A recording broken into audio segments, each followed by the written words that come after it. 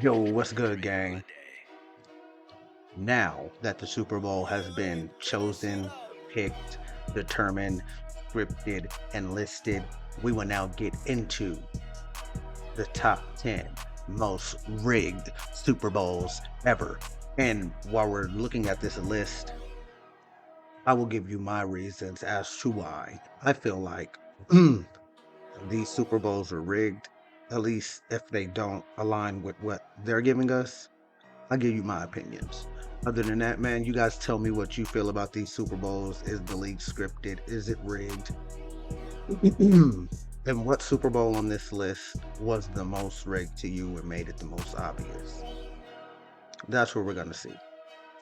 But other than that, man, we're going to get straight into it. Like, comment, subscribe, click that bell, all that good stuff. Top 10 most rigged Super Bowls ever. Let's get it. As they seem. You have been on record talking about the sabotaging of that Super Bowl.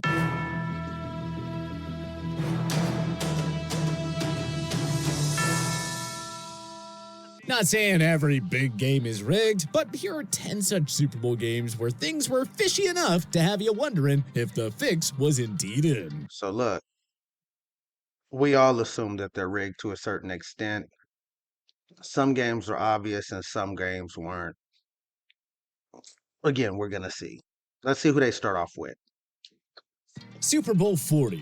Refs screw the Seahawks. Ben Roethlisberger's Every first single Super Bowl terrible ever. call went Pittsburgh's way in Super Bowl 40 against the Seattle Seahawks. For starters, Seattle wideout Daryl Jackson was penalized on a ticky-tacky offensive pass interference that nullified a touchdown reception, forcing the Seahawks to settle for a field goal. You know, when you think of push-offs, that's not the kind you think about, really. Then after the 2-minute warning in the second quarter, officials awarded Ben Roethlisberger a rushing touchdown, even though replays never showed the ball crossing the goal line before he was down. After reviewing the play, the ruling on the field stands. Touchdown.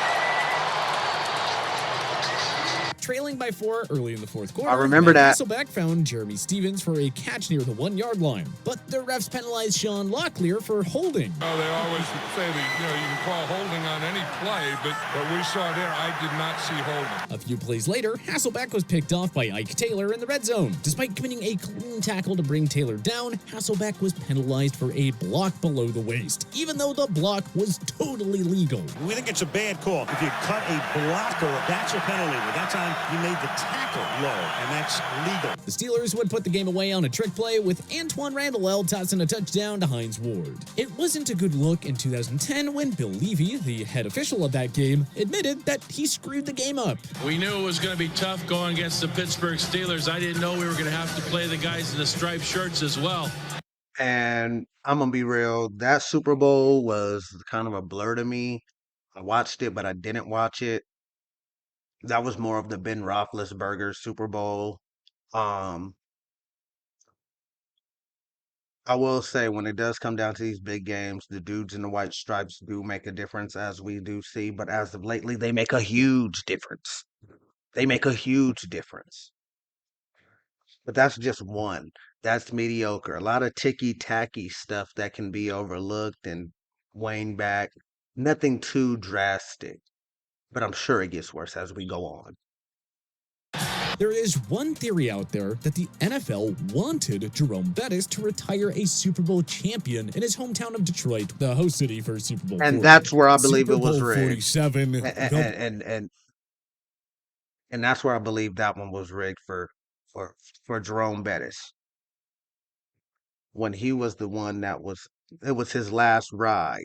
You know how lately we've been giving guys their last hurrahs on home games or certain teams or certain where they play the Super Bowl. That was him. I believe he started the last hurrah at home when you're playing in the hometown. This next one, the Horrible Bowl. The great Ravens versus Niners game that we thought we were getting this year, but we're not getting this year. Also, when the lights cut out, yeah, that one. And the Ravens miraculously came back from Colin Kaepernick killing them the whole first half. And that was Ray Lewis's last game too. See what I mean? The last games. Blackout. Just Bowl. saying. A power outage in the Super Bowl seems a little too convenient, don't you think? The Baltimore Ravens and San Francisco 49ers squared off in Super A Bowl little too 47, which convenient. was held at the Superdome in New Orleans, Louisiana. The game looked to be over when Jacoby Jones kicked off the second half with a 109-yard kick return touchdown, putting the Ravens up 28-6. On the ensuing drive, the power at the Superdome went out, delaying the game for 34 minutes. Which is After a play crazy finally amount of resumed, time. The 49ers racked up 17 unanswered points to make it a 28-23 game. Justin Tucker would add 2 more field goals for the Ravens, with Colin Kaepernick scoring on a 15-yard touchdown run between the 2 Tucker kicks. The Ravens conceded a safety in the waning seconds, but held on for the 34-31 victory. Though the Ravens won, the blackout led to the conspiracy theory that Roger Goodell and the NFL orchestrated the power outage to stop Baltimore's momentum and help San Fran get back in the game. Terrell Suggs and Ray Lewis both have publicly stated that they believe it was done on purpose, with Suggs even alleging that Goodell was involved. Oh, Roger Goodell, he never stopped. He never always got something up his sleeve. Just couldn't let us just have this one in the landslide, huh? So you thought Roger Goodell had turned the lights out? Most definitely. Super Bowl. All right, look. The Ravens, I was just having this conversation with somebody. The Ravens are known to have a gritty defense and sometimes a gritty offense. But back in the day, they had a gritty defense. Those guys, unstoppable, unbeatable. And they rightfully deserved the ring as good as they played. I feel like he wanted who was the golden boy at that time, Colin Kaepernick, to win that Super Bowl ring for the league. That's where I believe that the lights going off played part. But this next one, this is when my little mind started turning.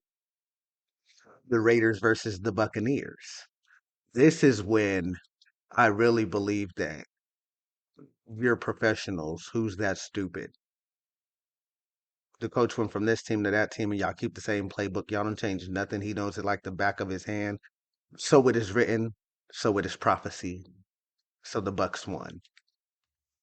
Bowl 37. No Raiders ring for threw it Randy. Gruden. After the 2001 season, the Oakland Raiders and head coach John Gruden decided to part ways. Having fired a future Hall of Famer and Tony Dungy, the Tampa Bay Buccaneers gave up a hefty price to land Gruden from the Raiders, giving up 2 first-rounders, 2 second-round picks, plus $8 million in cash. Trading the coach Fittingly, is the Raiders crazy, and Buccaneers though. met in Super Bowl 37, less than a year after the Gruden trade. Though Oakland and their MVP quarterback Rich Gannon were favored to win the game, they put up an absolute stinker of an effort in a 48-21 blowout loss. 10 years after the game, however, Raiders legend and wide receiver Tim Brown dropped a bombshell accusation, suggesting the game was thrown for Gruden. In short, Brown alleged that the Raiders' game plan all week long was to run the ball aplenty, citing the size advantage their O-line had over the Bucs' D-line. We had changed the offense to be more run dominant. We had a big offensive line. They had a small defensive line, so we were just going to smash them out. But 2 days before the Super Bowl, Brown claimed then Raiders head coach Bill Callahan threw the previous game plan out the window and called for a pass-heavy game plan instead. Friday morning, Bill Callahan comes in and says what to you guys? We're going to go back to the offense we had all year. And that is where you mess up, because the coach that they had, that's the same game plan that he wrote up 9 times out of 10 or was a part of. Therefore, he knows every single formation, play, substitution, audible, tech down, Charlie. You think they aren't prepared? That's where the rigging commences. Brown also cited the friendship between Callahan and Gruden, even claiming that Callahan had animosity towards the Raiders. He hated the Raiders so much that he would sabotage the Super Bowl so his friend can win the Super Bowl. That's hard to say because you can't prove it, but the facts are what they are. That part. But less than 36 hours before the game, we changed our game plan. And we go into that game absolutely knowing that we have no shot. That the only shot we had was if Tampa Bay didn't show up. That's crazy. We went back to the offense that Gruden knew. So the audibles that was What I say? So Come on now. Black 15 Lightning. Sap said, they're coming right here. Jerry Rice, who was on that 2002 Raiders team, agreed with Brown and dropped this juicy quote. In a way, maybe because he didn't like the Raiders, he decided maybe we should sabotage this a little bit and let John Gruden go out and win this one. The way you prepare all week long, you go with it, no matter what. We just felt like it was very unusual for him to make that change. It's worth noting that Gannon threw 3 pick-sixes in that game. Maybe Callahan really did want to throw the game for Gruden. His Super Bowl. Look. And these are the back end deals that nobody knows anything about. You got to remember when it comes to the NFL, everybody knows each other. Everybody's played with each other. Everybody's coached with each other. Some of these guys been knowing each other since they were in high school, college, shit, kids. When you're in the sport, you're in the sports. EA Sports, you're in the game. And John Gruden ain't new to this. He true to this. Pay attention, boy. He'll teach you how to do this shit. Why wouldn't my friend let me win a Super Bowl for an organization we both hate? We both hate.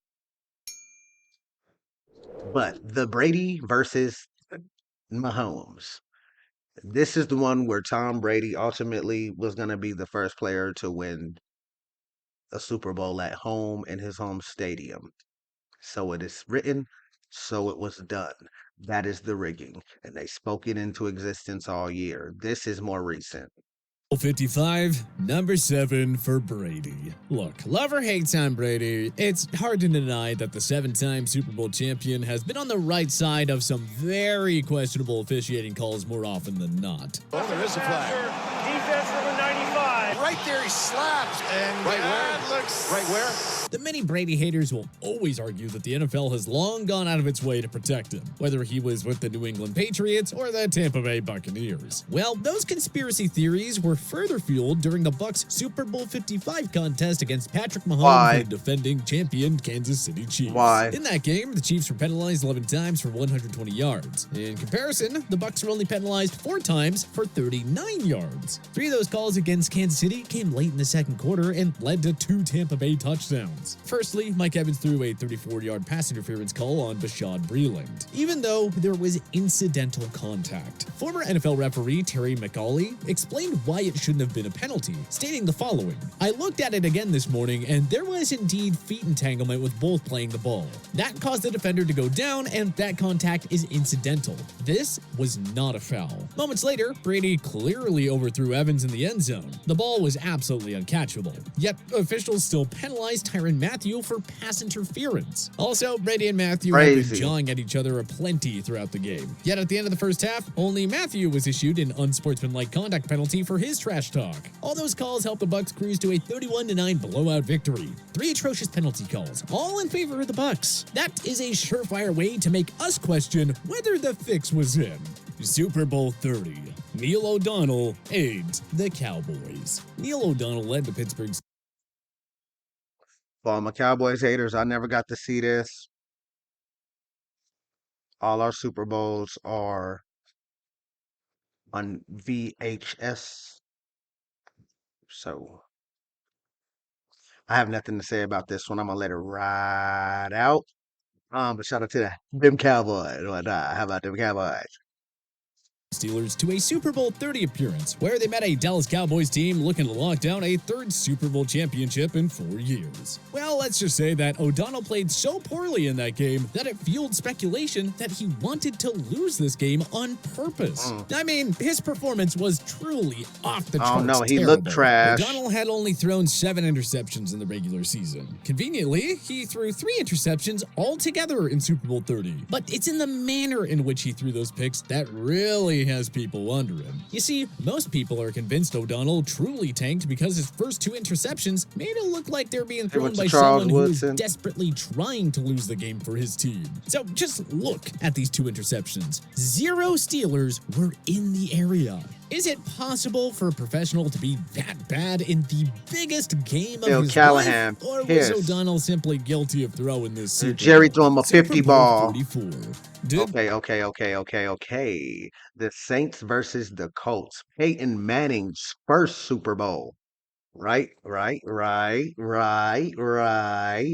right? That is correct, if I'm not mistaken.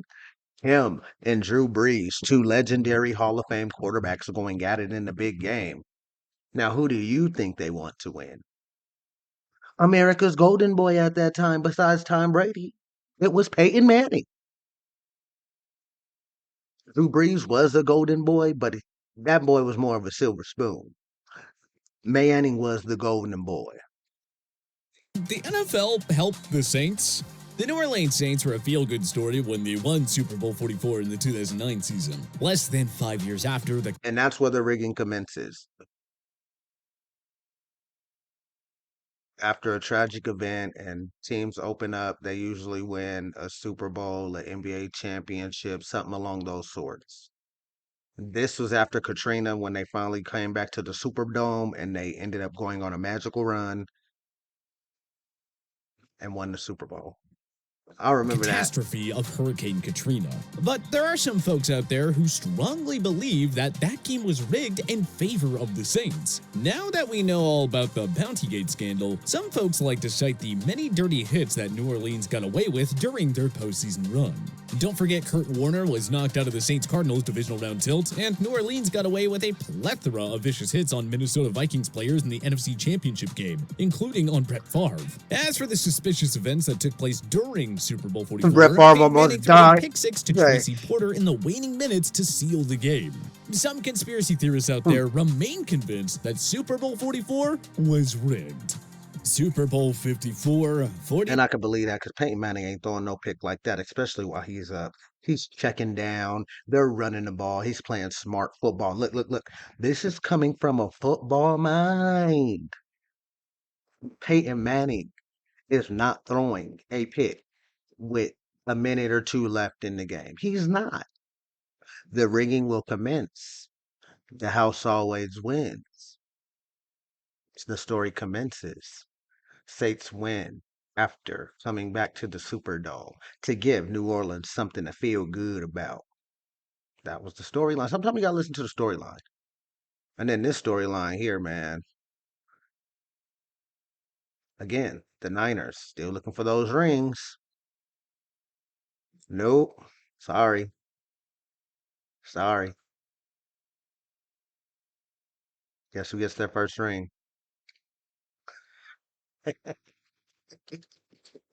49ers get hosed by awful officiating miscues. The Kansas City Chiefs defeated the San Francisco 49ers 31-20 in Super Bowl 54 to claim their first Lombardi trophy in half a century.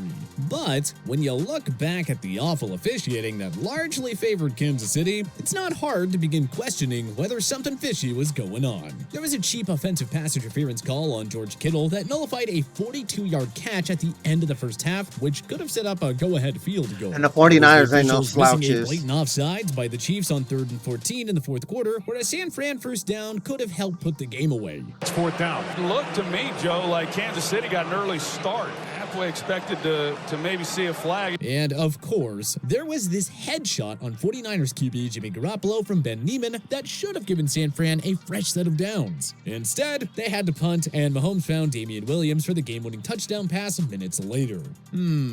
Perhaps the league saw this as the perfect moment to anoint Mahomes as the next face of the NFL. Super Bowl 52, Eagles time to fly.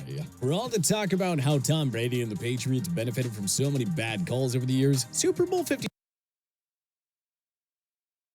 The Brady Slayers. The Foles.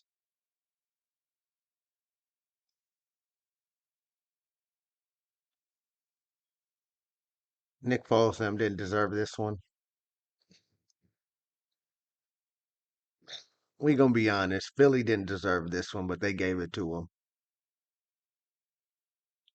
They said, you know what? Since we let Brady beat you guys with no TO or with a hurt TO, and we gave a couple of calls away when back in the day with McNabb, we're gonna give you this one. We're gonna give you this one, Philly. That's what the NFL said. They got him. 52 was a day where the questionable calls went against them. So much so that some folks swear the NFL and the officials rigged it to make sure the Eagles won this game. For starters, Bill Belichick mysteriously benched standout cornerback Malcolm Butler before the game. And to this day, we still don't know the real story behind Belichick's decision. Why didn't Malcolm Butler play in the Super Bowl against the Eagles? You know, everyone asked me this. My friends asked me this. Whoever asked me this, I actually know less info than you guys. But let me tell you, the defense certainly sucked out there without him. Then there was the Philly special touchdown, which according to Mike Pereira was a totally illegal formation that the officials didn't notice. Even Corey Clement's slick touchdown catch in the third quarter was suspect. We've seen more clear as day catches get ruled as no catches after all. Maybe the league was trying to get back at Brady for the Deflategate fiasco, or maybe they just wanted to avoid a Patriots blowout against the Nick Foles-led Eagles. Who knows? Sadly, we'll never Who know for knows? sure. Super Bowl 51, did the Falcons The most rigged comeback ever. And now listen. I will give Brady his flowers. They came back. They did what they had to do. It's more so of a football standpoint. When you're up that big, what do? Run the damn ball. Run the damn ball. That's all they had to do. But of course, you got Matt Ryan and the Falcons in the big game up. And somehow they fucking lose. Up 28 to like 3, 28 to 10 at halftime, bro. And they somehow lose. Run the damn ball. blow it on purpose? Not much of an To explanation. give Brady the here. biggest How comeback does in Super any Bowl professional history? Sports team, let alone a team good The enough Golden to win Boy. the Super Bowl, blow a 25-point lead in a quarter and a half. The Falcons just needed to take a knee on every remaining offensive snap, and the game was over. Or, you know, Matt Ryan just didn't have to take a sack, and Atlanta didn't have to take an offensive holding penalty to knock themselves out of field goal range when they were up 8 with a chance to put it away. Leading 28-3, only to allow 31 unanswered points, when you just needed like 3 more first downs to win the game? No wonder some people remain convinced that this game was rigged. Super Bowl III, an NFL AFL conspiring. The only one to watch this was my granddaddy, and my grandfather's grandfather, because there ain't nobody watching Super Bowl III on this channel. And we gonna leave it at that, because I don't even care. That was Joe Namath, I believe. We guess we can watch it. Joe Namath's New York Jets were a massive 19.5-point underdog against the star-studded Baltimore Colts. Broadway Joe memorably guaranteed that his team would win the game, and they did just that, holding down the high-powered Colts to 7 points in a mammoth 16-7 upset win. But some folks out there think that there's an easy explanation for the Colts' sleepy effort in that one. Maybe they wanted to lose on purpose. With the AFL and the NFL set to merge in a year's time, maybe both leagues wanted the Jets, representing the AFL, to win that game in order to show the world that their teams could hold up with the NFL clubs. And having a celebrity like Namath in the Big Apple market could only help the league in terms of marketing and media coverage. Bubba Smith of the Colts suggested that I there can was see a all fix, pointing specifically to the suspiciously terrible play of Baltimore quarterback Earl Morrall. I personally think the game was fixed. We were inside the 25 times in the first half and come away with no points. Of all the rigged Super Bowl claims out there, this one is probably the most convincing. But which others? And that will do for this one. Which one of those do you feel is the most rigged? I feel all of them are rigged to a certain extent, especially nowadays. Money talks and bullshit walks in the NFL, in sports now. It's no longer a man's sport, it's a money sport. And if you ain't got the bag, you will walk away sad. Let's be realistic about this. The Chiefs are gonna three-peat. It looks good for the league. Nobody has three-peated. Patrick Mahomes will do something that nobody's favorite quarterback ever has done, not even Tom Brady. I'll take it back to Jordan. Last person to three-peat. Kobe couldn't do it. LeBron couldn't do it. Curry couldn't do it. AD and Curry couldn't do it. Nobody can three-peat ever again. You can go back to back all you want. Go every other year all you want. This will be the first three-peat NFL player and probably the last. A lot of people say after Patrick Mahomes does this that it says something about the league. And it will. We'll talk about that later, though. Y'all go ahead and like, comment, subscribe, click that bell, and tell me what you think was the most rigged Super Bowl ever. This your boy Weasel, and we out this thing.